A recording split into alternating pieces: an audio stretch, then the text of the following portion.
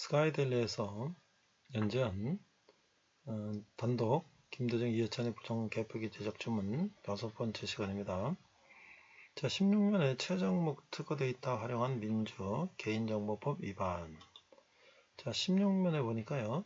최정목 특허 데이터 활용한 민주 개인정보법 위반, 성별 연령 등 9개 요소로 구성, 유세 때 이용해 선거 승리에 큰 도움, 두개생 데이터 합쳐서 개인 식별 정보 파악, 동의도 안 받고 이용, 핵심 지지층, 설득 가능층 구분, 어디에 살고 있는지까지 알아내. 자, 2013년 사회디자인 연구소 소장 구한석은 빅데이터 승리의 과학이라는 책을 출판했다.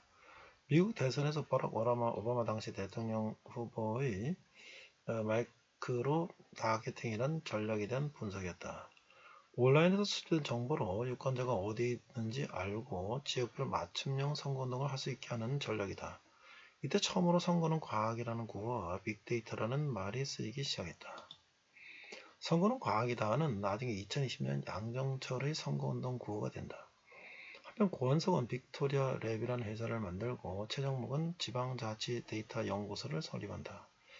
2014년 사회디자인 연구소 소장이었던 고원석은 한국선거연구원에서 발표한 한국형 선거 빅데이터 구축 방안 연구에 연구원으로 참여했다.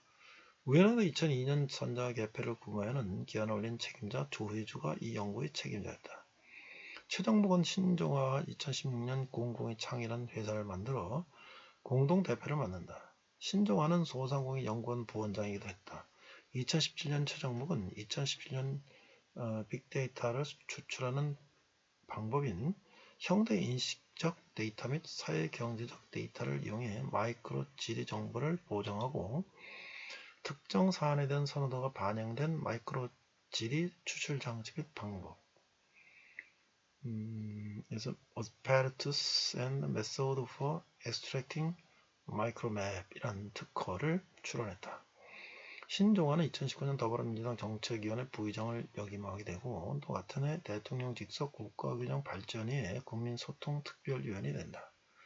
공공의 창은 리얼미터 리서치뷰, 우리 리서치, 인텔 리서치, 존 C&I, 코리아 스픽스 타임 리서치, 휴먼 리서치, 한국사회여론연구소, 피플 네트워크스 리서치, 서든포스트, 세종 리서치, 현대성 연구소 등 14개 여론조사 기관의 모든 데이터를 받아서 분석하는 것이다. 거의 모든 여론조사 기관의 컨트롤 타워 같은 역할을 한다. 최정목은 민주정부 초기 국정기획자문위원회 전문위원으로 활동했다. 특정 사안에 대한 선호가 반영된 마이크로 지리 추출 장치 및 방법이란 현재는 저출산 고령사원의 정책 운영위원과 한국정보화진흥원 비상임사단으로 활동하고 있으며 국무총리실 행정안전부 국방부 정책기획위원회 방송통신위원회 여성가족부 세종시청 성남시청 등 정부기업 및 지방자치단체에서 정책자문과 혁신자문을 하고 있다. 경향신문도 언론의 여론 및 데이터 관련 글을 기고하고 있다.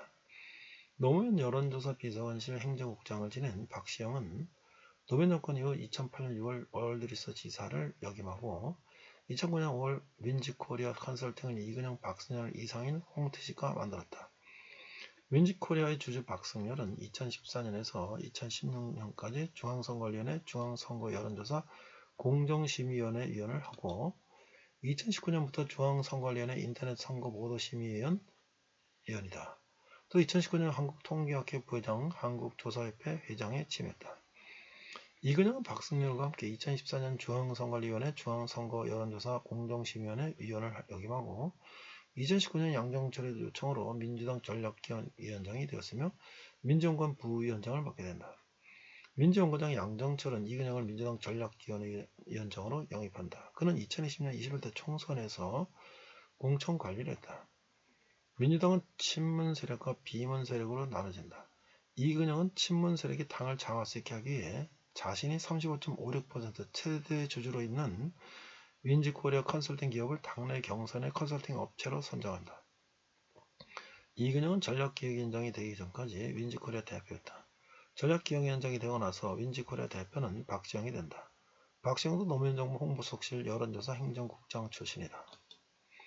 이근영은 자신의 페이스북에 163석 예상 의석수를 포스팅했다. 이 자료는 윈즈코리아 박시영 대표가 이근영에게 제공한 것이다.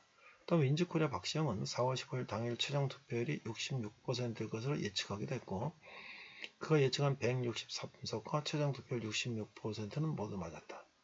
14대 총선 이후 28년 만에 투표율은 최고치인 66.2%를 달성했다. 박시영 대표는 1968년 전북 전주 출신이다.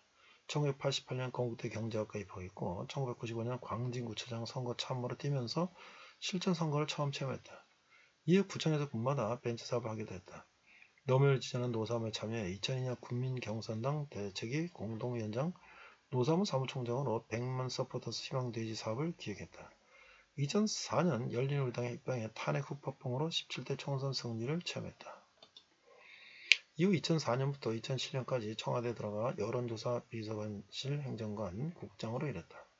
이근영이 예측한 163석과 박시영이 예상한 66% 투표율은 정확하게 4.15 총선 결과와 같다. 사람들에게는 구체적으로 판세표를 제시한 이근영의 SNS 내용이 부정성 의혹을 증폭시켰다. 2024년 4월 10일 대한민국 총선에서도 민주당 김민석은 사전투표율 31.3%를 소수점까지 정확히 맞추는 일이 발생했다. 김민석은 82학번이고 고한석은 83학번, 양정철은 84학번으로 모두 민주공원 출신이다. 김민석이 민주공원 원장으로 2017년 5월에서 2019년 9월 5월까지 역임할 때 고한석이 부원장이었다. 이후 김민석은 양정철에게 민주원연구원 원장자를 넘겼다. 양정철은 2019년 6월 민주공원 원장으로 취임하자마자 지방자치단체 11곳, 서울, 경기, 경남, 부산, 울산, 충북, 전북, 강원, 대전, 충남, 광주를 방문해 MOU를 체결했다. 국가 및 지역 발전에 필요한 정책 및 비전개발 연구협력 체결이라고 적시되어 있다. 하지만 실제로 양정철은 지방자치단체가 가지고 있던 행정정보가 필요한 것이었다. 이는 최정무의 빅데이터 특허를 실행하기 위해 필요한 자료였다. 최정무의 빅데이터 추출 특허를 실현시키기 위해 양정철은 지방자치단체 11곳과 MOU를 맺었고 최정무가 가지고 있는 여론조사 기관 14곳의 데이터를 무상으로 가져올 수 있었다. 또는 이동통신사 KT데이터를 상해 데이터 센터에 공유하게 만들어 중국 기업의 데이터가 개방되게 한 것이다. 중국 인공지능 AI 굴기 산업과 중국 과학원이사 송승민에 대해서도 알아보자. 중국 과학원 상무이사로 국내에 알려진 송승민은 중화민공화국 국가발전개혁위원회 위원, 전 국가발전개혁위원회 거시경제관리편집장, 하북성 도시부사장, 국가경제무역정보센터 부국장, 중국경제무역가이드 잡지 사장 겸 편집장을 역임했다. 중화인민공화국 국가발전개혁위원회 위원이기도 하며 그는 중국 국립디지털자산연구소 주주이다. 그가 속한 중국과학원과 국가발전개혁위원회는 중국 AI 굴기 드림팀의 공공기관인 것이다. 2019년 5월 중앙선관위원회는 선관위 공식 유튜브 채널에 시크릿이라는 기획으로 왕은행 소개 내용을 방해했다. 해당 기사 역시 현재는 삭제됐다. 양정철은 박정우 의원과 2019년 7월 9일에서 12일 중국 공산당 중앙당교에서 왕은행을 만나 MOU를 맺고 텐센트를 방문했다. 이때 양정철은 왕은을 만난다. 왕은행은 시진핑의 책사이다. 양정철이 중국 공산당과 MOU를 맺고 찾아간 곳은 미국 CSIS Center for Strategic and International Studies이다. CSIS는 홍석현이 이사로 있었고 SK 채태원의 자녀 최민정이 근무 중인 것이다. 최민정은 중국 투자회사인 홍익투자에 입사해 글로벌 인수합병팀에서 근무한 경력이 있다. 최민정이 2020년 12월 CSIS 칼럼을 통해 북한 나진항을 한 번 더 물리화으로 만들자고 주장했다. CIS는 친중 성향의 미국 민주당 싱크탱크로 중국과의 건설적 논의의 틀을 Constructive Framework with China를 마련한 것을 목표로 한다. 홍석현이 CSIS 이사직을 역임한 것을 보면 민주당의 양정철과 SK가 CSIS와 긴밀한 관계를 가진 것도 CSIS 이사직을 역임한 홍석현이 다리 역할을 한 것으로 볼 수 있을 것이다. 같은 달 7월 30일 중국 과원 송승민 이사는 민주연구원을 방문했다. 이날 방문엔 박정우 의원도 함께했다. 그로 인한 회의에서 처음 180석 얘기가 나왔다.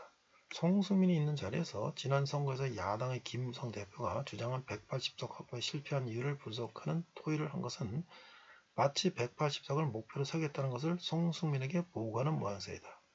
이때 함께 참석한 박정우 의원은 17년 대선에서 문재인 후보 중앙선거대책위원회 총괄본부장이며 중국 국립 우한대 국제관계학 박사과정을 졸업한 사람이다.